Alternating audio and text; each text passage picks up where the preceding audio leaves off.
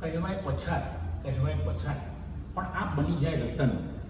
અને આ રતન ભણેલાને પણ પાઠ શીખવી દે. અભણ વ્યક્તિ સમાજની અંદર પ્રેમ પ્રસરાવી દે.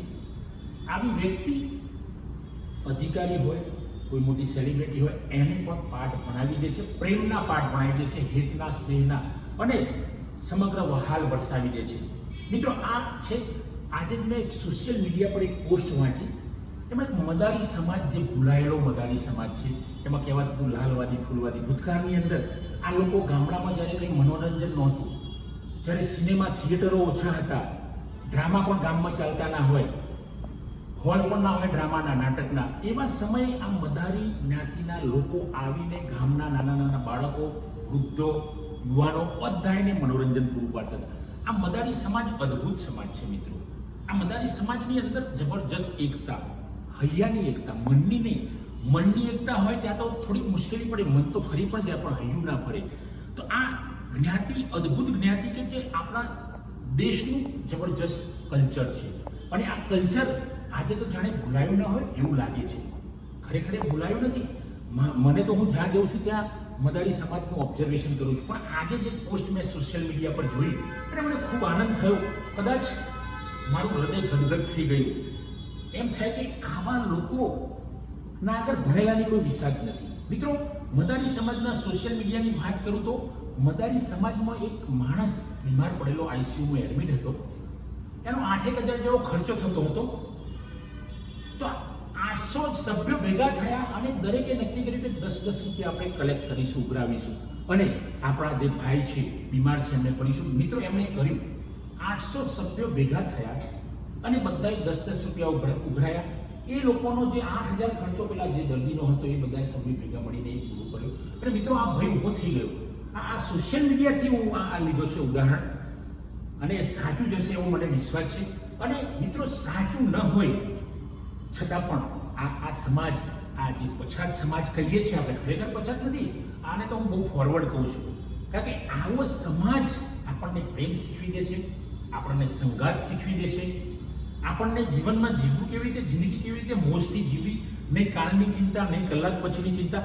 દરેક 800 જે સભ્યો હતા, મને વિશ્વાસ છે મિત્રો કે બધાના ખિસ્સામાં 10 રૂપિયા નહીં હોય, છતાં પણ બધાએ ગમે તે કરીને, મહેનત કરીને, ગમે તે કરીને 10-10 રૂપિયા કલેક્ટ કર્યા. મિત્રો, તમે જો શિક્ષિતોમાં આ ક્યાં જોવા મળે છે? કદાચ ઓબ્ઝર્વેશન કરજો. જો તમે ખરેખર ઓબ્ઝર્વર હોય, સોસાયટીના ઓબ્ઝર્વર હોય, સમાજના, દેશના ઓબ્ઝર્વર હોય, તો તમે ઓબ્ઝર્વેશન કરજો કે આટલો પ્રેમ, 8,000 રૂપિયાનો પ્રેમ નહીં, આની કોઈ વિસાદ નથી. આ 8,000 એ અમૂલ્ય રત્નો છે. 8,000 આપવા. અને આ મદારી સમાજના જે 80 રત્નો હોય કે 800 સભ્યો હોય, એ બધા ખરેખર રત્નો છે.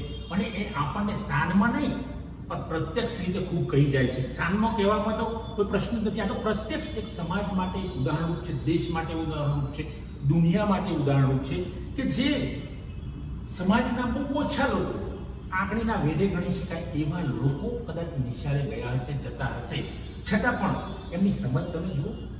આપણા અહીંયા અત્યારના સમાજમાં સોશિયલ મીડિયાના સમયમાં તો ઘણીવાર એવું બનતું હોય છે, આપણે વિડીયો જોતા હોઈએ છીએ કે કોઈકનો અકસ્માત થયો હોય તો લોકો વિડીયો ઉતારવા લાગી જશે. 108ને બોલાવવાનો પ્રયત્ન કોક જ કરશે, કોઈ કરશે આ મદારી ભાઈઓ જેવા હશે એ કરશે. બાકી બધાને રસ પેલા વિડીયોમાં હોય છે. કંઈ દુર્ઘટના બને તો બધાએ પેલો વિડીયો ઉતારશે. પણ આ સમાજ પછાત નથી કહેતો હું તો, પ્રેમાળ અને ખૂબ આગળ પડતો સમાજ કે જેણે આપણને કંઈક કહી દીધું નહીં, શીખવાડી દીધું. અને ખરેખર આ જ સમાજ ઊંચો સમાજ છે મિત્રો.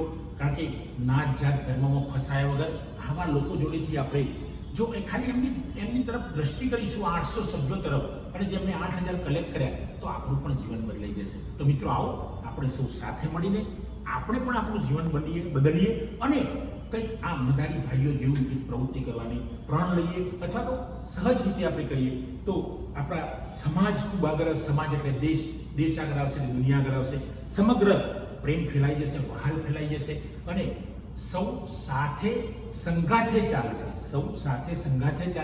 અને સૌ સાથે સંગાથે ચાલશે તો મિત્રો, હિમાલયની પણ તાકાત નથી કે તમને રોકી શકે, મહાસાગરની પણ તાકાત નથી કે તમને રોકી શકે.